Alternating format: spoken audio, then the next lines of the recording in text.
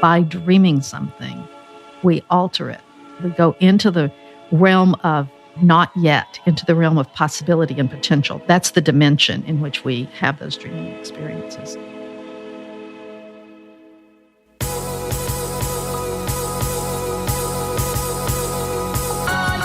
You're listening to the Almost 30 podcast, a lifestyle podcast hosted by Krista Williams and Lindsey Simsick.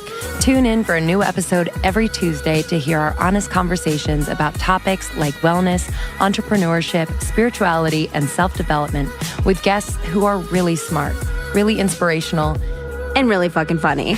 It's real, it's raw, and it's unfiltered. Inspired by our transition from our 20s to our 30s, we realized it's so much more than that. Our mission is to provide you with the tools, guidance, and motivation to help you navigate any transitions in your life and propel your personal growth. Thanks so much for tuning into the Almost 30 podcast. Here we go.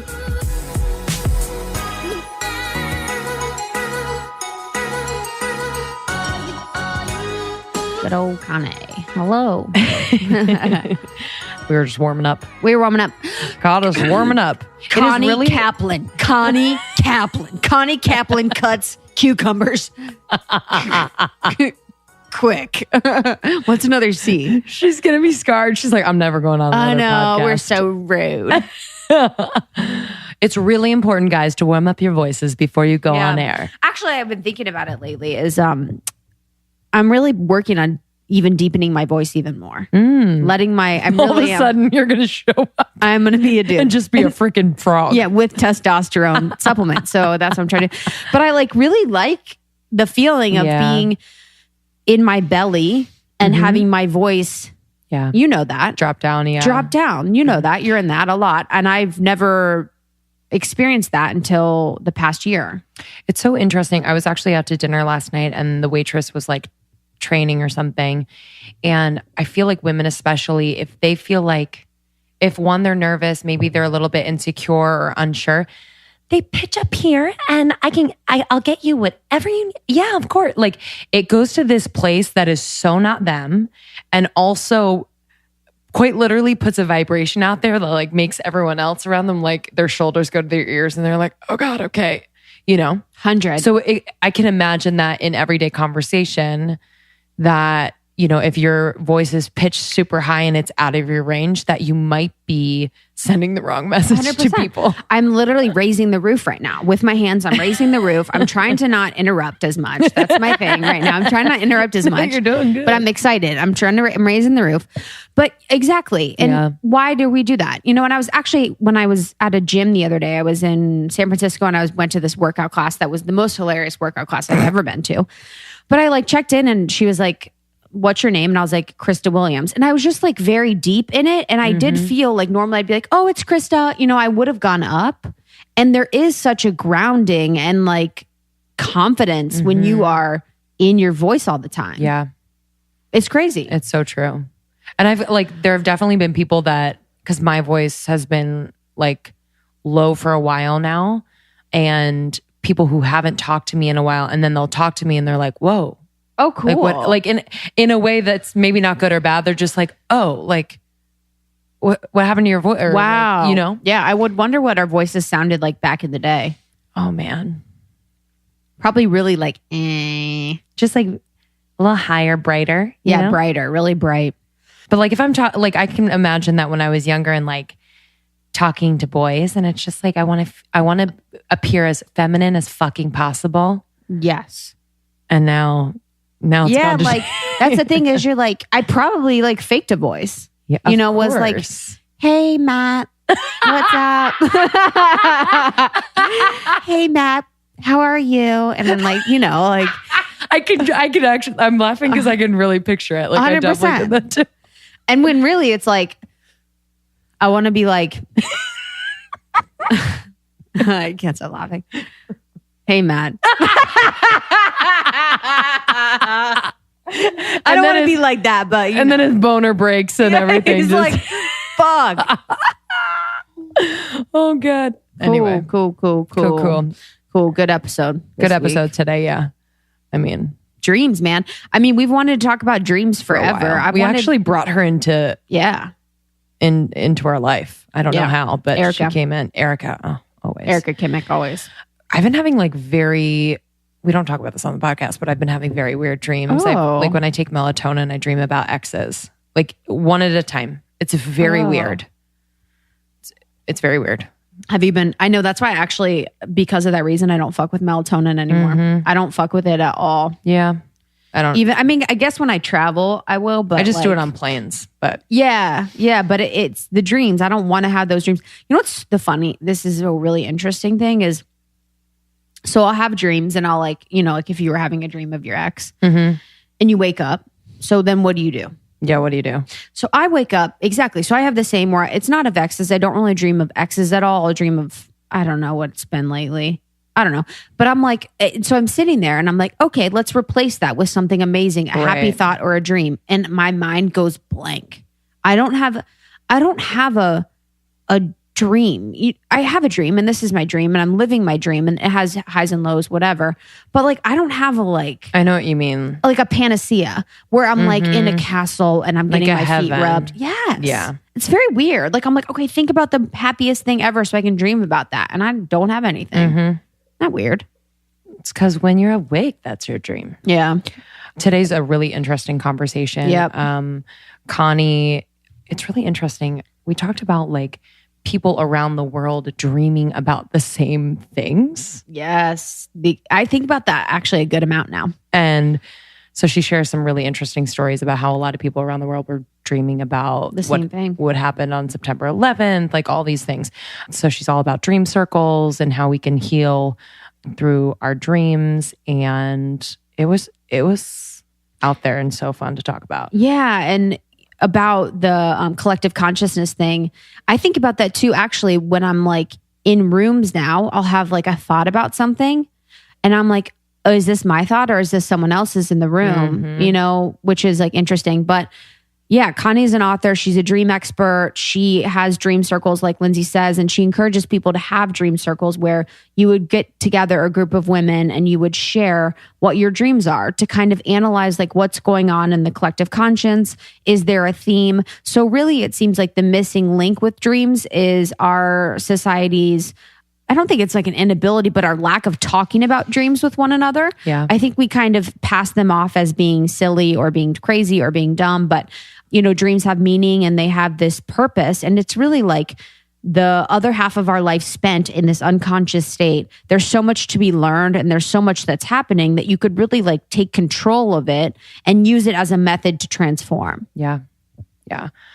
So our conversation with Connie goes there and we definitely recommend taking out a notebook. It's kind of one of these episodes where she also brings us through tracking your dreams in according to the lunar cycle, which is really interesting. So just things that you could do on your own, like, you don't have to tell anyone about it, but it's kind of nice to see if you're dreaming about certain things during certain parts of the lunar cycle. All right, guys, we're going to hop into this episode. Thanks so much for listening. As always, thanks so much for subscribing, rating, and reviewing. If you love this episode or any others, share with your friends, share on social media, tag us. We always respond and see these, and they absolutely make our day. See you on tour. And we'll see you on tour. We'll explain more in the outro. We'll talk about it more, but we will see you on the road. This episode is brought to you by For Sigmatic. Okay, the latest, the mushroom lemonade mix. This is like a little tub of black magic. It's so dark and creates this beautiful detoxifying elixir. It has chaga and charcoal. It's kind of sweet, a little bit tangy. It's delicious. All you need is 2 tablespoons in water with ice. It's only 15 calories. It's delicious. It has vitamin C, chaga, activated charcoal. So great.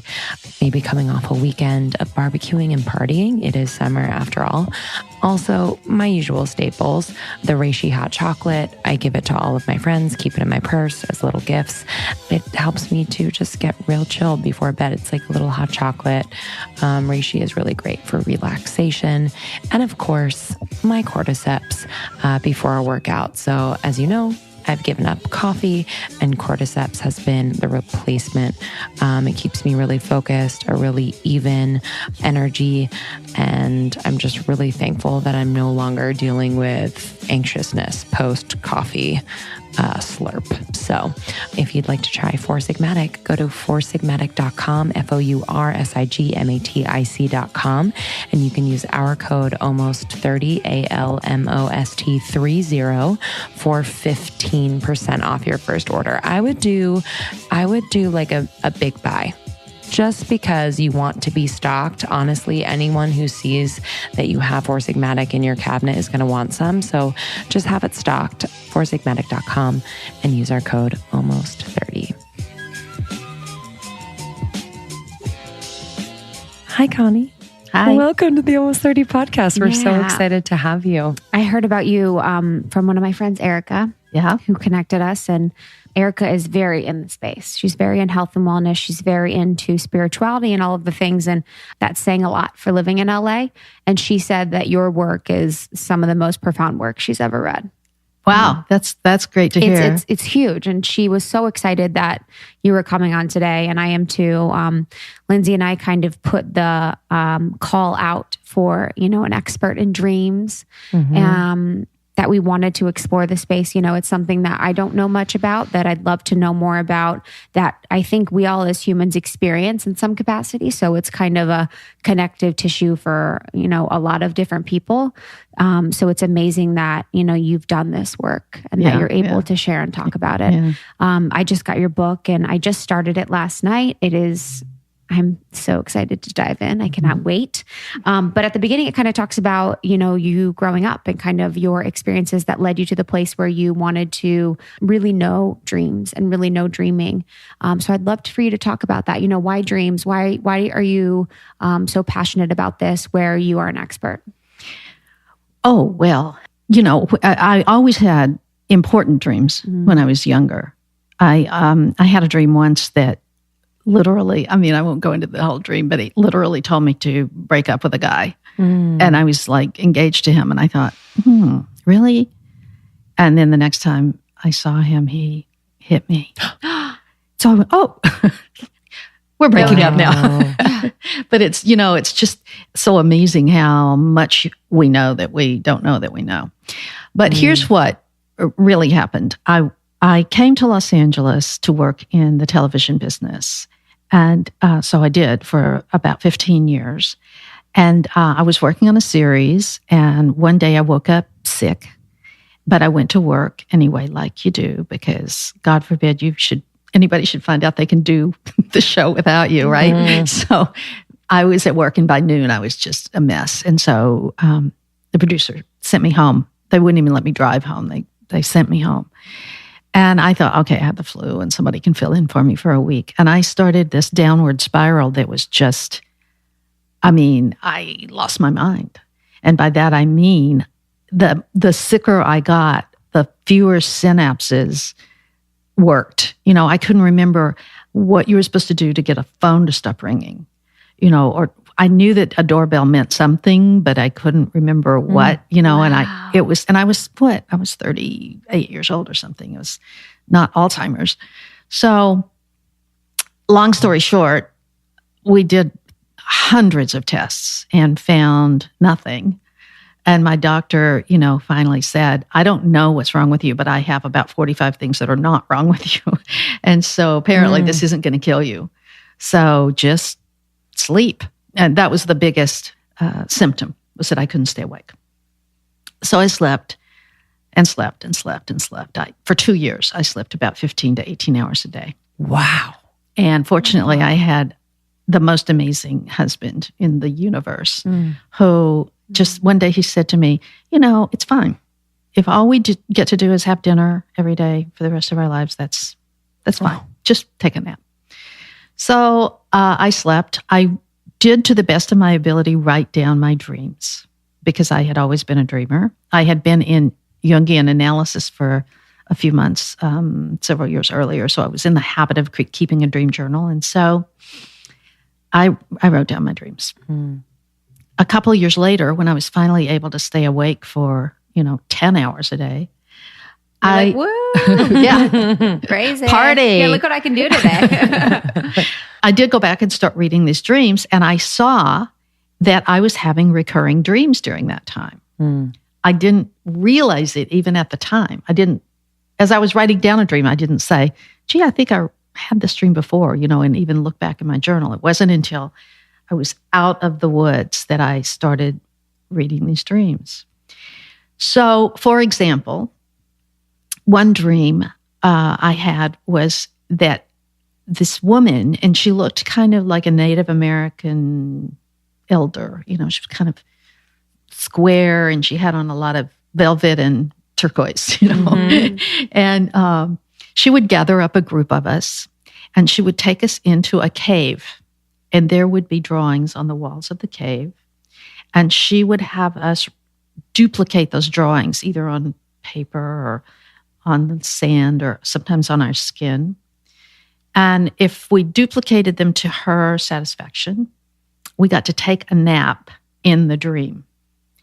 And so whenever I was getting to take my nap, she would wrap me in a blanket or a buffalo robe or something, and I would get all warm and comfortable. And she would point out the mouth of the cave to the moon, and there was always a full moon out the mouth of the cave. So now I'm reading these dreams, and I keep seeing this dream coming up in various variations, not always exactly the same, but there was always the woman, there was always the duplicating of the images, and there was always the full moon. And I thought, maybe she's telling me something about full moon and dreaming. So I got a lunar calendar, and that dream came on the full moon every month for 13 straight months while I was sick. So I went, okay. There was another teacher. He was a man. He was a real kind of sinewy kind of guy. And he was teaching me in these dreams to chase rabbits in the desert. A useful trait. But how he would do it is at night, by the way, chasing rabbits at night in the desert. And he would have me throw my, my focus, throw my eyes out of focus and chase the light that the rabbit creates rather than the rabbit itself. So I saw that dream was recurring, and it also recurred for 13 straight months on the dark moon. So I get it. I'm like not dumb. So I started asking all of my friends to track their dreams according to the moon, the influence that the moon was having on their dreams on any given night. So it was a very interesting thing. We found out that everybody has a dreaming pattern.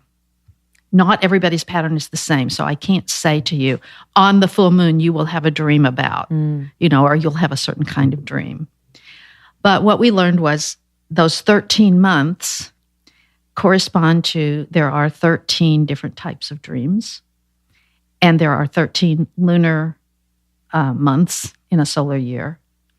And the reason we call ourselves turtle dreamers is because there are 13 divisions on the back of a turtle. And the turtles, like the lines that connect those 13 divisions looks to us like a weave. So the dream weave is divided into these 13 types.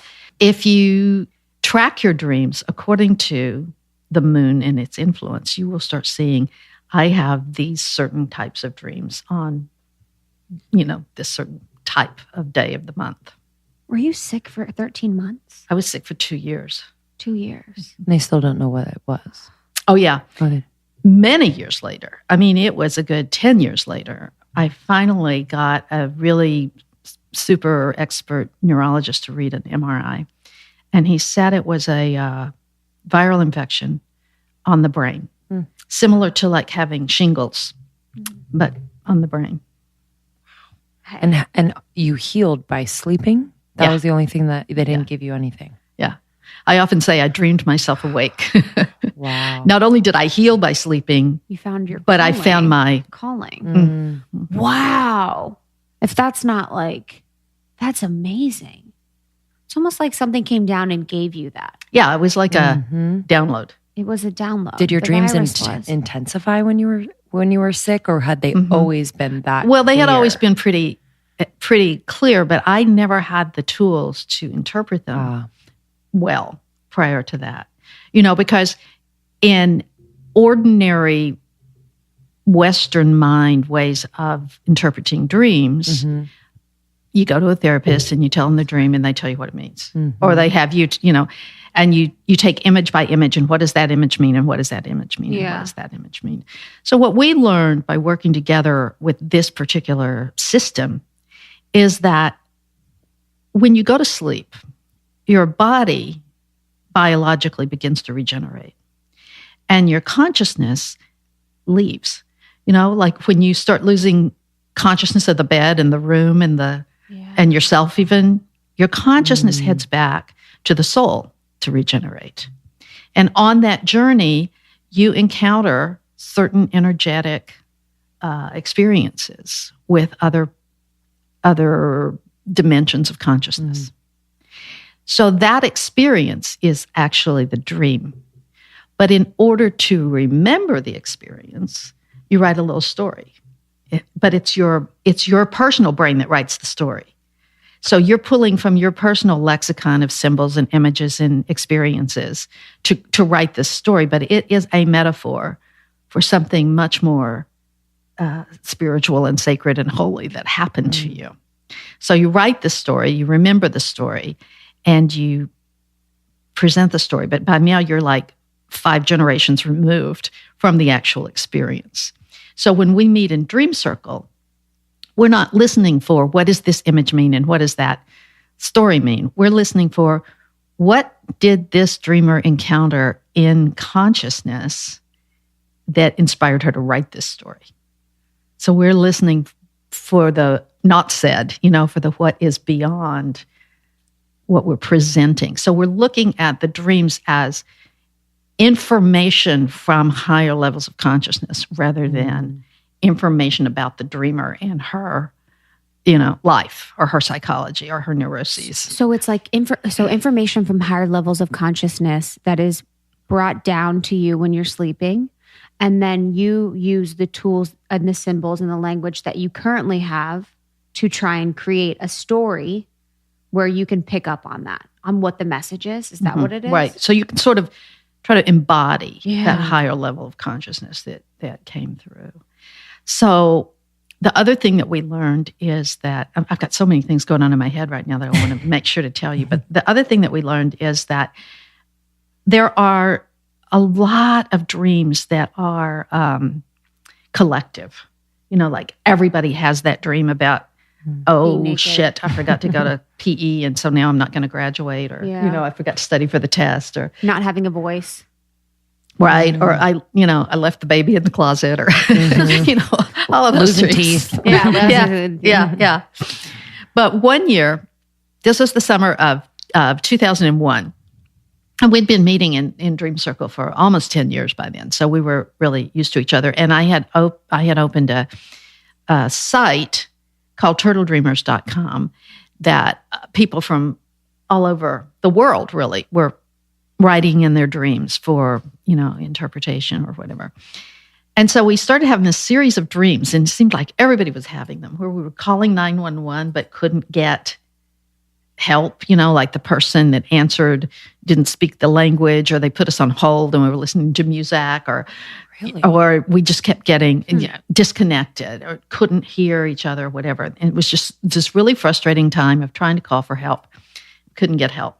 And we started to say, okay, maybe that means that we're not supposed to call for help anymore. We're supposed to be our own source of solving the problems. And we were making up all kinds of things about what those calls were.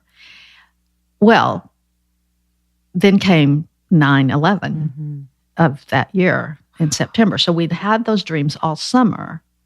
It was in the collective consciousness. Yeah. Wow.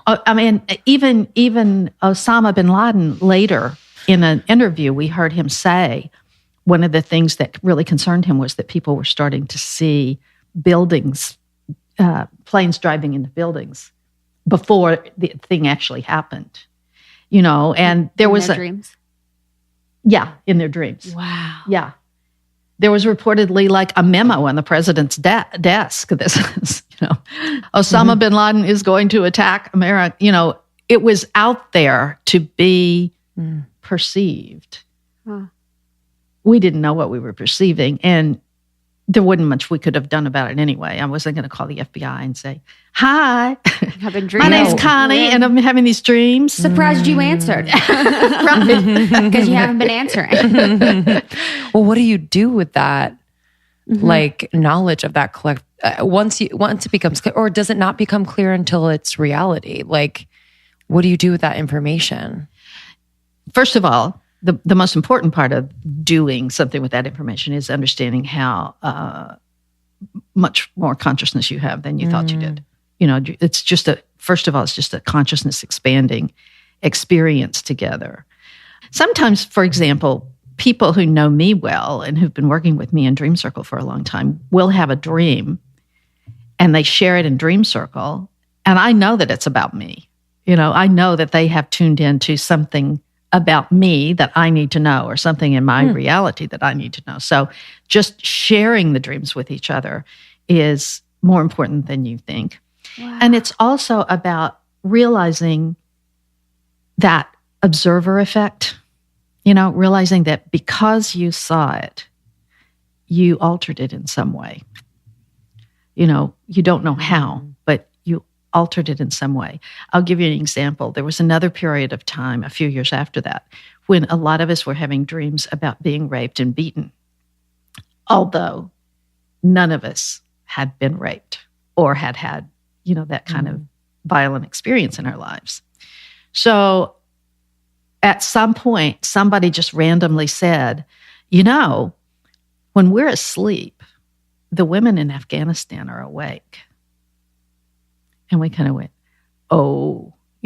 you can tune in to those kind of experiences and in some way change it.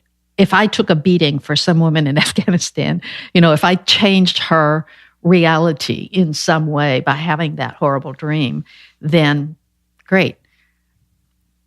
Will I ever know whether that's true or not? No. But I do know that by dreaming something, we alter it. We go into the realm of not yet, into the realm of possibility and potential. That's where that's the dimension in which we have those dreaming experiences. Somehow we alter the manifestation of them. It's a matter of trusting. And then you get a lot of feedback. I mean, you really do get a lot of feedback. You've had a telepathic dream and you see it happen the next day, or a clairvoyant dream. You dream about somebody and you get up and there's an email from them. You do get a lot of positive feedback, but it's just feedback that you live in a broader range of consciousness than you think you do. It's almost like the dreams are the ability for the collective to communicate. Mm-hmm. It's like taking away consciousness and then allowing the subconscious mind communicate with the collective energies. Mm-hmm. Mm-hmm. I mean, that is crazy. And it's just crazy to think about, like, the knowledge that you've acquired and the progress that you've made having the circles and having the ability to share your dreams and pick up on trends and patterns. It's like no one really shares their dreams with anyone else. You do if they're weird. You're like, oh, this was crazy. I was hanging out with The Rock and we went to Jamba Juice. It's kind of how crazy it is how much you say it, but you don't really share your dreams most often. It's so crazy. Well, we live in a culture that doesn't endorse that. Yeah. You're literally considered crazy. Yeah. If you have too many clairvoyant or telepathic dreams, right? But, the subtitle of my book is Dreaming as a Spiritual Practice. Yeah. If you work together with dreaming sisters, I work mostly with women, so I usually put it in the feminine, it becomes such a sacred practice that you start, I said earlier, when I'm listening to a dream, I'm listening for what did she experience that made her write that story. So now my entire life is when I'm listening to somebody tell me stories about themselves, even if it's not a dream. They're how we talk about ourselves is usually in stories, or we're telling each other stories about ourselves. I'm always listening for what's not being said. What's going on behind this person? What's the spiritual energy behind this person's desire to share this part of herself with me?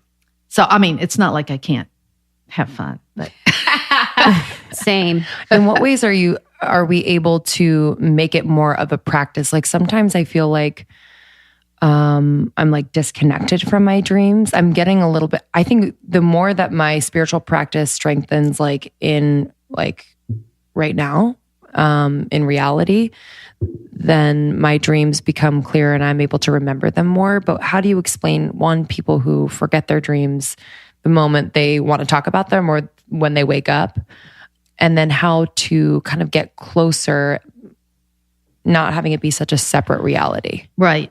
Failing to remember dreams can be, it's either a habit, you just get up and hit the ground running, and you don't take the time to bring that story back in, and you don't take the time to write it down or record it. So it can be a habit. Mm-hmm. It can be a vitamin B6 deficiency. That's the vitamin that helps us apparently remember our dreams. So if you want to start popping a B6 before you go to bed, that's useful. And then also in the back of the book, The Woman's Book of Dreams, I think I have a recipe. Or like a nighttime latte? It's not a latte. It's a pillow. It's a little teeny tiny pillow. Yeah, here it is. Oh, cool. They put it underneath your pillow? Yeah, it's called Heather's Dream Pillow.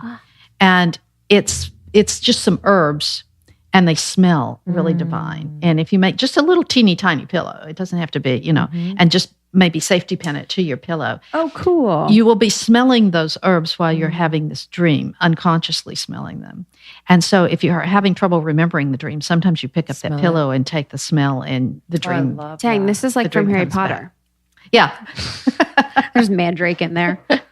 Right. This is crazy. What a good idea. Wow, next level. Like that there's catnip in there. Everyone loves a little catnip. Yeah, that's incredible. Because I sometimes, because the dreams are either really crazy or they're scary, I'm like, oh, that's not me. That must be just kind of something. Well, that's possible. We do dream each other's dreams. I mean, you do. So talk to us about that. Yeah. How do you discern? Who does that, mine? I don't know. I'll tell you, this week I had a dream. I decided to... a podcast with two gorgeous, amazing women. Now, I decided to have my hair done.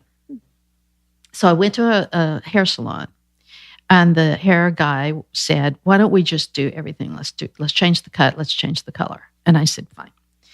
And so he did. Mm-hmm. And all of this time, I had my back to the mirror, and I was aware of, like putting tinfoil in my hair and washing my hair and, all of that kind of stuff. But I had my back to the mirror, and then finally he said, okay, done, voila. And he turns me around, and I look at this hair that is just awful. It's like dark with red highlights, curly, totally un-me hair. And then I look at my face, and it's not my face. And I'm like, this is not my dream. I became lucid as soon as I could see in the mirror that it wasn't my face. It was like, I don't know whose dream I'm having. I don't know what it means to have a bad haircut, but this is not my dream. And I woke up from it.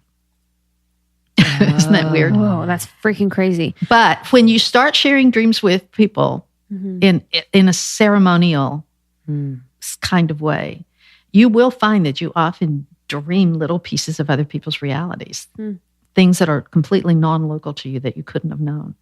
It's just, we do that. That happens. I wonder if it's like, how when with people, like you energetically cut cords, or you have like cords to people. Have you heard of that kind of concept?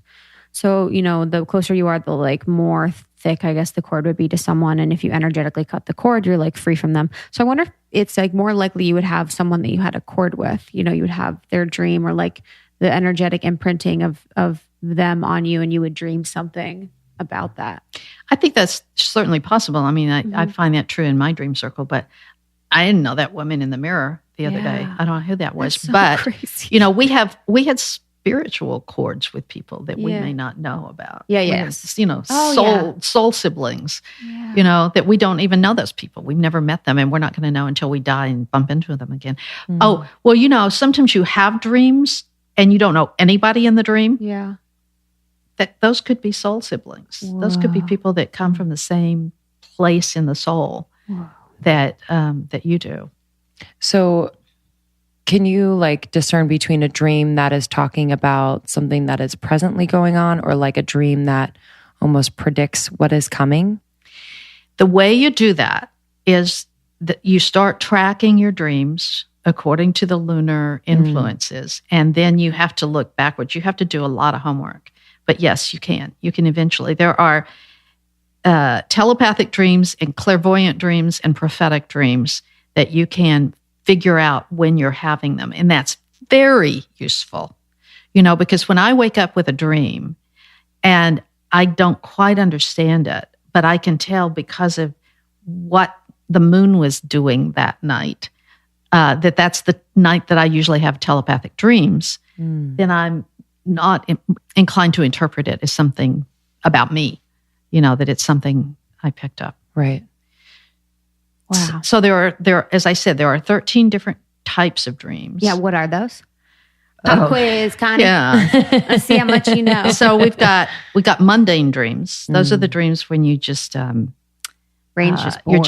you're just too tired. You know, you're just redoing the day. You know, you do have personal psychological dreams, and you have lucid dreams. Those are dreams when you wake up in the dream and realize that you're dreaming. And by the way, a lot of people who work with dreams consider those to be very high frequency dreams. I don't, but maybe that's just because they're so normal for me. There are then the telepathic, clairvoyant, and prophetic dreams where you're dreaming the future. There are dreams when you're actually healing people or being healed, teaching people or being taught. There are oracular dreams where do you ever just wake up hearing a voice? Yes. Like somebody even calls your name and wakes you up and there's nobody there. Those dreams are usually some kind of really high frequency message from beyond. There are soul dreams. Okay. Those are dreams where you just go so far into deep sleep, dreamless sleep, that you've actually made it all the way home. You know, you've made it all the way back to the soul. You've plugged in, you've gotten recharged, and there's no story to remember. Oh, there are ceremonial dreams where you attend a ceremony in a dream, and ceremonial dreams are dreams where you're preparing for some sort of transformation, some sort of change that's coming, either in your life or in the world. Yeah. And there are also phenomenal dreams. Phenomenal dreams are pretty rare, but they're dreams where something actually changes in waking reality while you're having the dream. Oh. Whoa. I have this silly story of having lost my keys at one point. It was so bizarre. I was pretty sure the aliens had taken my keys. I believe it. I mean, it was like I lost my keys in a McDonald's in, I don't know, Flagstaff, Arizona or somewhere. I mean, it was like beyond, it was so weird that I lost these keys and I had to have another key made and whatever. And about 3 weeks later, I had a dream in which I saw my keys floating by. I grabbed for my keys. In the dream, I grabbed for them. In waking reality, I jerked myself awake, and my keys were on my bedside table. No, they were not. They were. Connie. Uh-huh. Really? And they weren't there before? No. I don't know. Connie. I don't know. Aliens, man. How those things happen. But another time I was sleeping in a tent in Montana, trying to be spiritual Same. Whatever. And I dreamed that there was a bear outside my tent trying to get in. And I was like screaming for somebody else to come help me in my dream, screaming and, oh my God, you know, I finally jerked myself awake again. And the next morning when I got out of my tent, there were bear prints around my tent, but they didn't I didn't see bear prints coming and going. There were only bear prints walking right around my tent. Wow. Whatever. I don't know. But you have those dreams sometimes. So what about scary dreams? Most of my dreams are very scary and very emotional. Well, I have had people come to me and say, you got to help me stop dreaming. And I say, yeah, no, you're in the wrong room. A lot of times, it depends on what about it is scary. Mm-hmm. But a lot of times, if you can learn to stop the dream and turn around while you're still asleep, turn around and look at what it is that's chasing you or what it is that you're scared of, it's usually you. You know, it's your own potential that's after you. It's your own destiny. And you think that's scary, but it's actually not. You know? Yeah. Mine are mainly like demons and ghosts. Why what? Or like mine are mainly demons and ghosts in haunted houses. Yeah. Well, turn around and ask them what they want. Oh. Good one. And they're going to say, they're going to say, we want some Cheez-Its. Yeah. No, they're going to say they're going to dissolve, or they're going to express something that is coming up for you. We interrupt this episode to bring you a word from our sponsor, Silver Fern. Silver Fern, our favorite. People always ask us, what do you put in your protein shakes? And their protein is the bomb shit. Yeah, I just said it a minute ago off air. I said, their protein is the bomb shit. It fucking tastes so good. It's so smooth. It tastes good in water. Tastes good in nut milk. It's like this rich chocolatey flavor, but it doesn't make your stomach bloated. It's amazing. Which is the key. It's a plant-based organic protein with gut health. So there's probiotics. It's 20 grams of verified protein, digestive enzymes in there, which is really key because your body needs those to digest the protein. So a lot of the times you're drinking these protein shakes, tons of protein, and your intestines, your gut is like, yo, this is a lot. I need help. So it increases the protein absorption. It reduces stomach discomfort, maximizes the amino acid support, all the things. And we just love this brand. We trust them wholeheartedly. And we're excited to share it with you. And so our listeners can go to silverfernbrand.com, use our code ALMOST30, ALMOST30 for 15% off your first order. If you have any questions about what you should get, any suggestions besides what we mentioned here on this ad spot today, just join our group. Let's talk about it. We talk about smoothie recipes all the time. All the time. All the time. All right, guys, enjoy. This episode is also brought to you by Simple Contacts. So, all right, I'm going to be honest with you. I am so guilty of waiting until the last minute to renew my contact prescription and order it and get it on time before I lose a contact in the freaking toilet. I have gone in the toilet and retrieved a contact before. Okay. Simple Contacts is the most convenient way to renew your contact lens prescription and reorder your brand of contacts from anywhere in minutes. So if you need to renew your prescription, take a 5-minute vision test from your phone or computer. It's reviewed by a licensed doctor, and you receive a renewed prescription and reorder your contacts. All you need is your current contacts, an internet connection, and 10 feet of space. Come on. It's convenient. It's fast. It offers choice. So Simple Contacts has all the brands and types of lenses that you're familiar with. I have astigmatism, so they have mine. Like what? And it's just a great experience. So if you need to speak to a support team member, they are always there to chat with you. It's not a robot, okay? And listen, we're traveling a lot this summer. I'm sure you are too. And so you need those contacts on hand. This is a disclaimer though. Please just know that this isn't a replacement for your periodic full eye health exam. So they only test that your current prescription still helps you see 20/20 and renew that prescription. So they don't write completely new RXs or examine eye health, just so you know.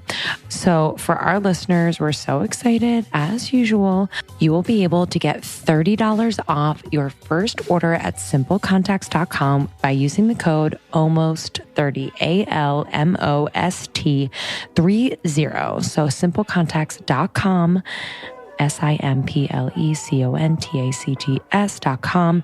Use our code ALMOST30 at checkout for $30 off.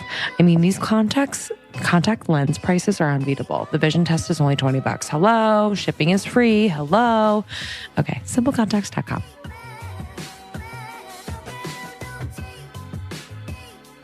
What about intense emotional feelings? Do you like feel like sometimes I literally feel so intensely Me too. heartbroken or sad or something in my dreams that I'm like, I wake up and I'm like, oh my God, it hurt. It's hurt. Yeah. This takes me to another thing I wanted to talk to you about, so I'm glad you brought that up. When you are still menstruating, you will have certain kinds of dreams at certain times of the month. Mm-hmm. And I realized this at one point when I was having a series of very violent dreams. And, I was saying to myself, this is not working according to my philosophy here, because I don't have violence in my history to pull from. So what is this story that I'm writing? What are these violent stories that I'm writing?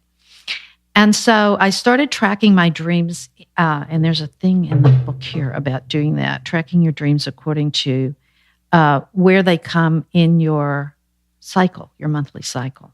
We're all about cycle syncing. Yeah, dang, that's crazy. Can't find it right now, your dreams. But what I realized when I started looking at those dreams based on where they were in my cycle is that they always came on nights when I was ovulating. So it made sense then. It's like when your ovaries are blasting open, when there's like all of this explosion going on all around your dreaming organ, it might feel like violence. And there's also pain sometimes, physical pain sometimes involved. So that's a story that you're writing about, something that's going on in your inner universe. So I would say look at those highly emotional dreams according to, for me, the highly emotional dreams were usually around when I was bleeding. And that's often because on an ancient level, when you are bleeding, it means that there's not a baby. And so most of us go, yay, there's not a baby. But in ancient times, that might have been sad. And on your physical level, that's sad. There was potential for life. It's not there. So that's what I recommend. It's like taking a look at those highly emotional dreams in relationship to where you are in your cycle. Is there anything you can do? Like, I don't know, should you prevent them, or how could you? I think understanding them changes them. I think the reason they keep coming back is because they want to be heard and understood and integrated and incorporated into your consciousness. I usually have dreams of like intense loss, like someone who's still here, but they've died, like out of the blue or early. And I like just feel like almost like the whole dream, I'm like reaching for them to come back. And that feels like almost like a dream that would be for someone else. Maybe they're dealing with some intense feelings of, I don't know, depression, loss, loneliness, whatever it is, almost like I'm losing them. Yeah, it could be. A lot of times dreams about death are also death asking us to understand it differently. Because we consider death to be a deep loss, but it's actually probably for the dyer a nice transformation, into a bigger space. And I know that, for example, after my dad died, I had such a strong sense of being able to be in more direct contact with him. I didn't have to triangle through my mother anymore. I didn't have to wait until he was available for a phone call. I felt much more in direct contact with him for the first few years after he died. What do you like? Visit you in your dreams all the time? Not all the time, but often. Yeah. Do you guys have conversations? Yeah. Wow. Yeah. A lot of times also when you dream about people who have passed away, they return to the best of themselves. Yeah. They return to a younger, more fit, more active period of their life. So you're not working through their disease or their, whatever it was that was killing them, because they're alive in a different way now. What about what tools can people use to interpret their dreams? Well, I put out some rules here in the Women's Book of Dreams. I think it's important to realize that you can't really interpret your own dreams very well because you can't see them or hear them very well.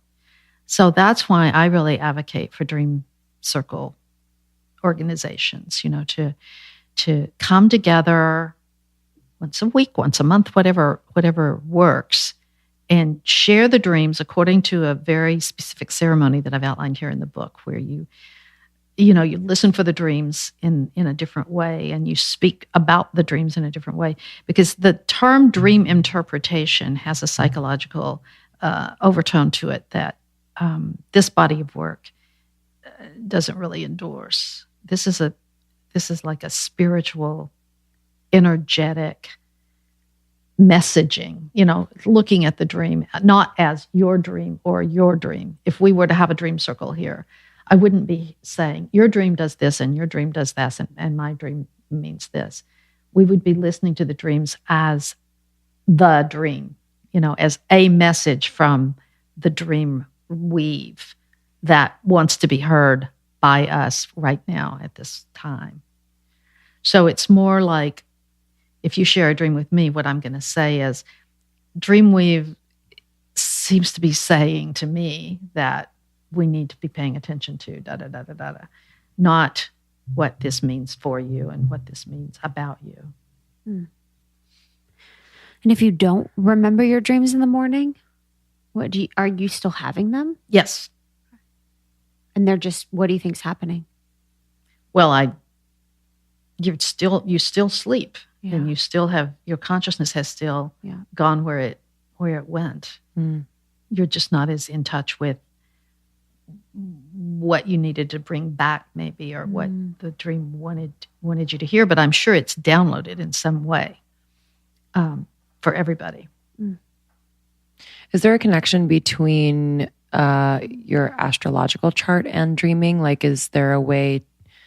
Are we processing dreams differently depending on that? Yes. Thank you for bringing that up. So when you were born, when you took that first breath, all of the planets were in a certain position, in the sky. And the most important one for you as a dreamer is where the moon was. So the moon was in a certain phase, and it was in a certain sign, and a certain degree of that sign at the moment of your first breath. So every month, the moon goes through that phase again, and it goes through that sign and degree again. And once a year, usually within a couple weeks of your birthday, it goes through that exact same sign and degree and phase all at once. So every month, you have at least 2 what I call moon power days, power dream days, when the moon is in the same sign it was in when you were born, and when the moon is in the same phase that it was in when you were born. And then once a year, you have what I call a big power day dream, when, that thing connects. So that's a really, really great way to help you learn how to track your dreaming, learn how to understand your own dreaming patterns. Is what, if you go a year or 2 and you write down the dreams that you have on all of your power days for a year or 2, and then you look back at them, you will see that they are very similar. So the other thing is, let's say you track all your dreams when it's full, when the moon is full, and you track all the dreams when the moon is new or dark. So you're going to see that under a full moon in Libra, over a couple of years' time, you may have very different kinds of dreams than you would under Sagittarius. So, or you may find that when the moon is full in all of the air signs, the air sign dreams are different than the the fire signs. So, yeah, it requires a little bit of research and learning and sharing with each other what you know.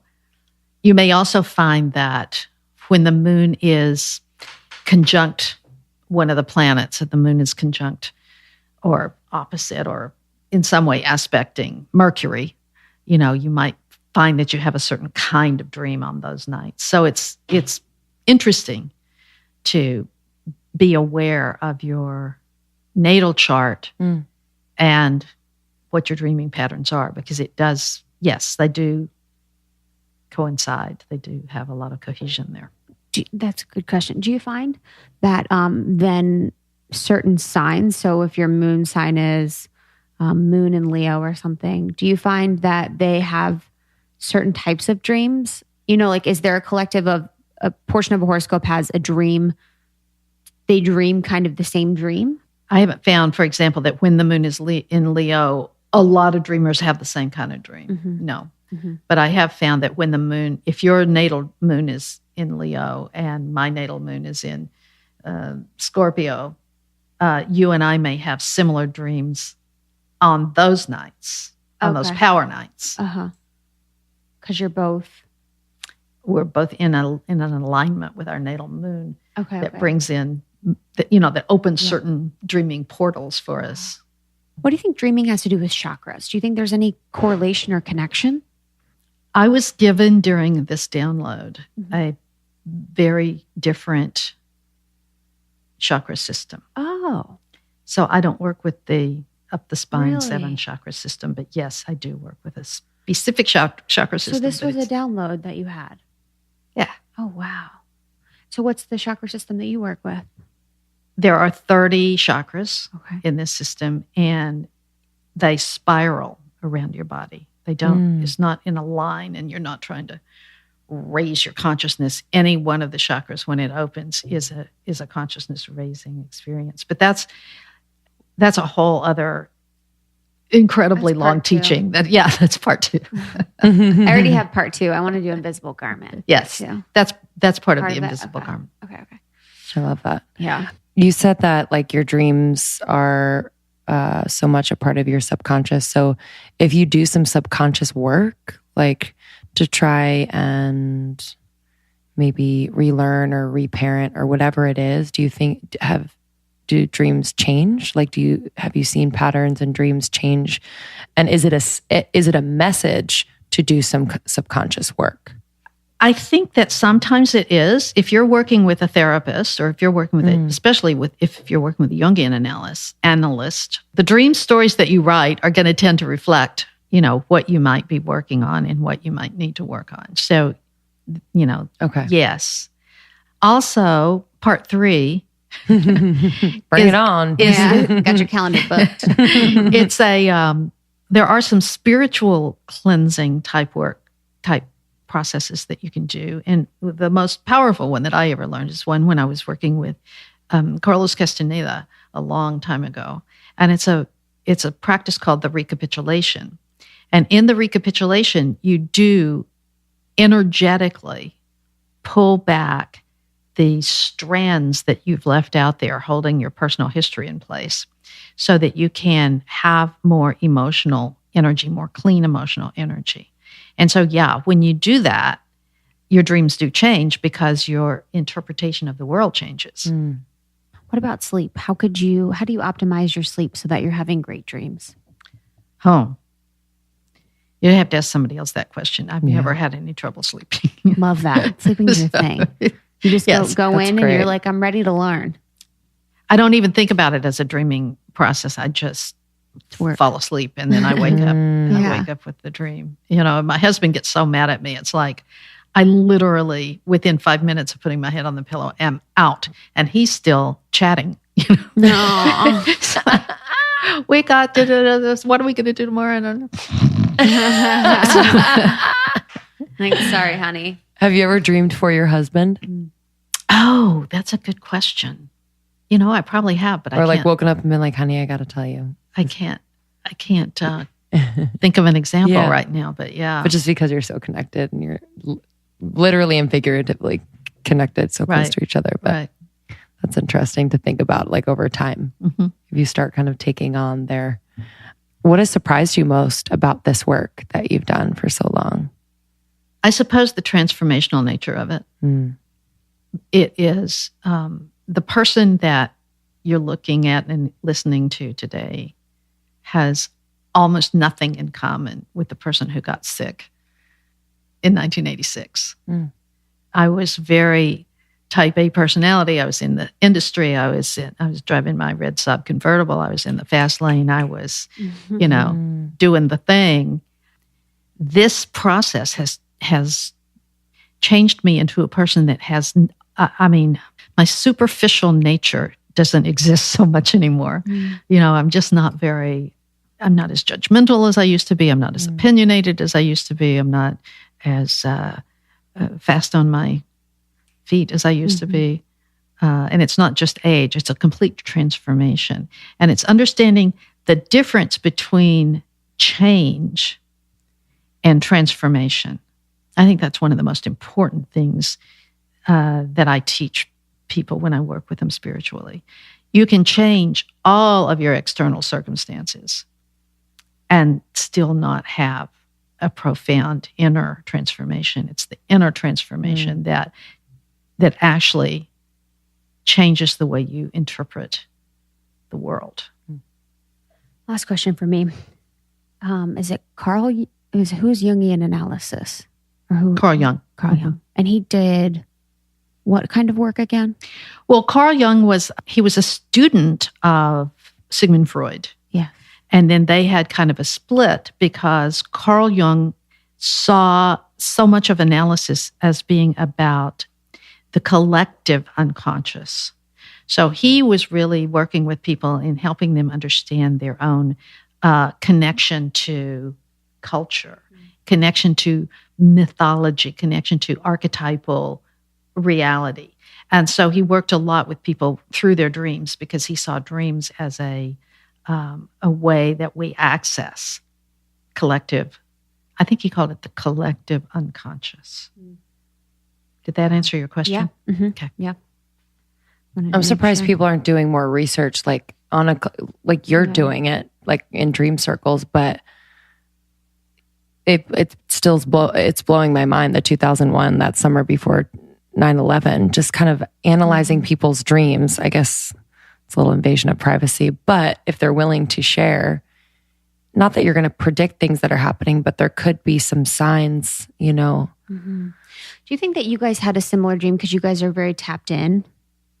Like the people in your dream circles are probably pretty advanced spiritually. Yeah, but Bin Laden mentioned that lots of people were telling him that they were having the same kind of dream. People were telling him? Mm-hmm. That's why he was getting a little bit nervous before it happened because so many people, he thought there was a leak. He thought somebody was sharing the plan. But I think that, as you tune in and as you get more spiritually sophisticated, I suppose is the word, or adept, your dreams will speak to a deeper level. But I think that everybody has really important dreaming potential.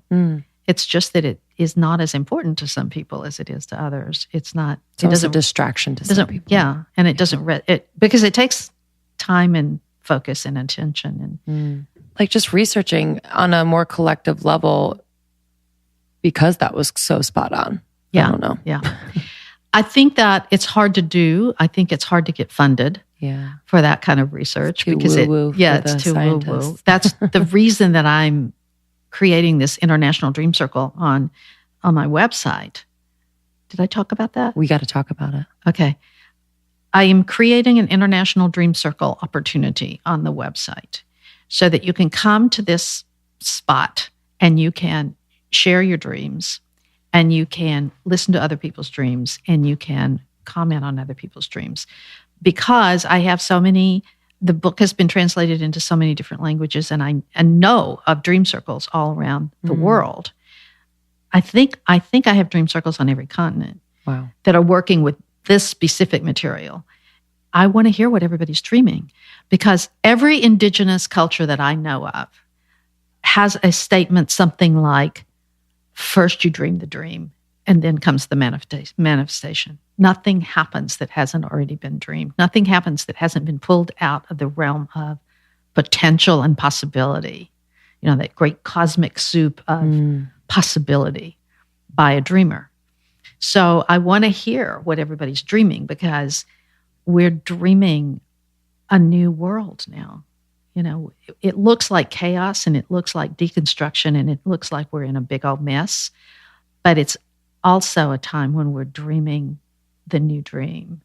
And I want to hear from around the world what it is, what everyone is working together to create. Wow. So what is the website that people can...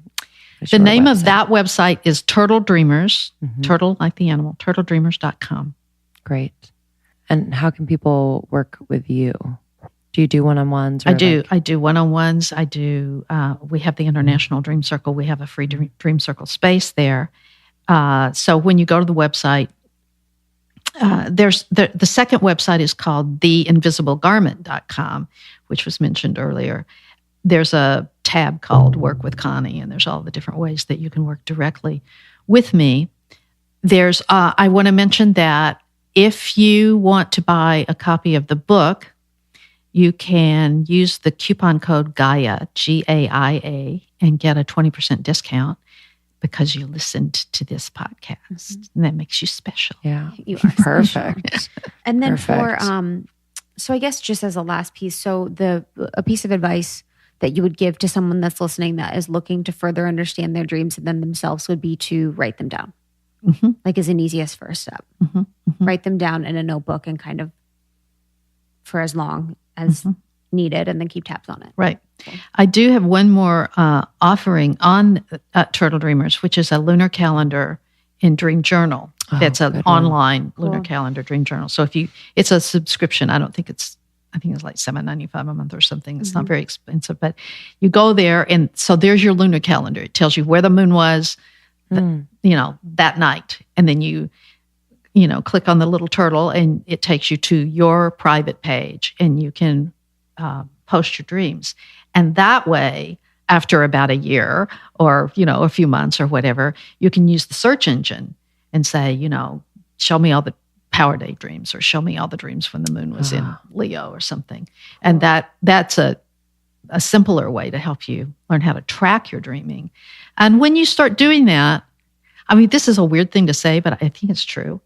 When you start paying for a dream journal, you do it. You remember your dreams. It's like, I got to get my money's worth out of this thing. So, yeah. So and, true. Yeah, and you tend to do it. You tend to That's so cool. Get up in the morning and do it. What a good resource. Wow. And so easy to do. So yeah, that makes so much sense. Yeah. Turtledreamers.com, right? And then theinvisiblegarment.com, which we will talk about in part 2. Yeah. With Connie Kaplan. Then the book is The Woman's Book of Dreams, Dreaming as a Spiritual Practice by Connie Kaplan. And then there's also a second book called Dreams Are Letters from the Soul. Oh, cool. Dreams Are Letters from the Soul is no longer in print, but you can sometimes find used copies of it on Amazon, but it's available as digital. Oh, that's great. And it's also available in audio, as is The Women's Book of Dreams. Cool. Great. They're both available in audio and Is your voice digital. the audio? Yeah. Love that. Yes. And it's that thing where, you listen to your voice and you go, ew. Us every day of our lives. After I recorded these books, I realized that apparently in Texas, the word O-W-N and O-N are the same. On and on. On and on. Yeah, on and on. Get your own. You gotta know your own patterns. On every planet. Right. Well, that's amazing. Love you, Texas. Yeah, this was great, Connie. Thank you. I think a lot of our listeners are trying to interpret and make sense of and also strengthen their spiritual practice. So this is just another piece in which to do so. Thanks. Well, when I met with Erica, you mentioned her earlier. Erica is a friend of my son. And when I met with her the first time, when he first met her, he texted me right then and there and said, she's an angel. You got to meet this girl, Erica. And I thought, aren't you at her wedding? You know, I don't think this is your girl. Maybe this is a drunk text. But anyway. Like, is this for me? He finally got us together. And one of the first things she said was, I think the Women's Book of Dreams is a manifesto for younger women. And I have to agree. I mean, all of the women that I work with are, you know, my age, and we're all postmenopausal and we're all, you know, working from a different place. But I think if we had this book when we were not yet 30, it would have changed. I'm sending this to my mom. Yeah, I think it's really important. Yeah. Great. Oh, thanks, Connie. You're the best. Thanks, guys, for listening. We appreciate you. Join the secret Facebook group so we can talk about our dreams. And thanks for subscribing, rating, and reviewing. We love you, and we will see you next week. See you next week. Bye. Connie. How cool was that? Yeah. So and cool. How crazy, like when she was sick and how she was like, there's always that purpose to something that literally stops your life in its tracks. But how cool that like her and her husband like kind of went through it together. I feel like disease or cancer or sickness can possibly like break apart, you know, a relationship, and it almost made it stronger.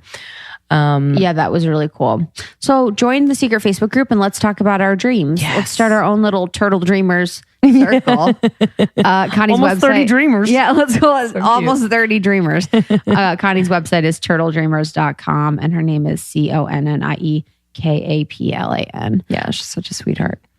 Okay, guys. So we're on tour. We are on tour, and if you haven't bought your tickets yet for a city near you, do so by going to almost30podcast.com/tour. We are headed to San Francisco this weekend, which is really exciting. Tomorrow, actually. Oh, yeah. When this episode comes out. And then after that, in July, we're headed to Boston, New York. New York is almost sold out. So we're doing another event. Yeah. So that's going to open up. So stay tuned for that. Yeah. Boston's going to be amazing. We have Austin and Dallas. And we're just so pumped to add. We have Seattle as well. Yeah. Seattle, LA. Yeah. Seattle is August 11th. And then LA is July 25th with Kelly Levesque and Charity Lighton of Silver Fern brand. And then, to the Dallas one, we added Susie Batiste of Poopery. The best. So she's the CEO of Poopery. She's rad. And so that's going to be awesome in Dallas. So if you're in Dallas, please come to that and invite your friends. Okay, guys. We love you. We love you. We love you. I love ya. We'll see you next week. Bye.